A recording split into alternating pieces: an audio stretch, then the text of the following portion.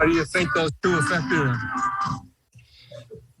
Jerry, obviously it riled him up a little bit, and he was upset, and rightfully so. Like I said, this isn't something that you expect to really have to deal with in a start, but you still have to find a way to refocus. He was trying to find himself in the start as a whole, you know, even separating the balk call or calls from the rest of the outing. And so Andrew knows that. And truthfully, he was able to get over it relatively quickly. He just needed to get back on the mound and find a way to execute pitches the way he can. And I think he was focused on that. I don't think he let the balk calls actually stay with him for the rest of the outing. I think the outing was what it ended up being. How's Miggy feeling after that collision? So Miggy's doing okay. I chatted with him. The trainers gave him a good once over. I talked to him in the dugout during the game just now. His left shoulder is a little bit sore still. I think he was jarred up a little bit. He was, those are two big men, colliding right there.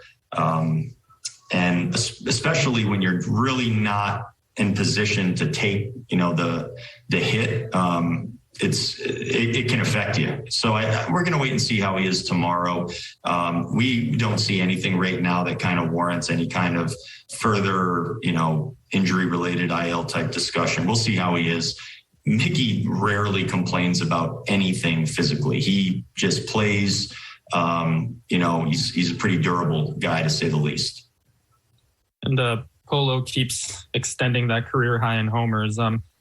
Obviously, he's always hit the ball hard with you guys. Is there anything as far as the power element of his game that you've continued to see evolve over the years? I think he's just finding what he can do with certain pitches. I really don't think he's altering his approach in general very much. He's always been a very good hitter. He knows what to do. He knows how to approach certain pitches. But I think he's just figuring out that there are certain pitches he can turn on. He's not swinging any harder. He's not trying to really lift the ball in a overly apparent way. These are subtle changes that some hitters make and some talented guys are able to do at certain points of their careers. And I think he has all the other skills that we talk about that good hitters have. And he's just kind of adding this layer on top of all of those other positive, productive things that he does. And it's been fun to watch. It's been a heck of a run for him.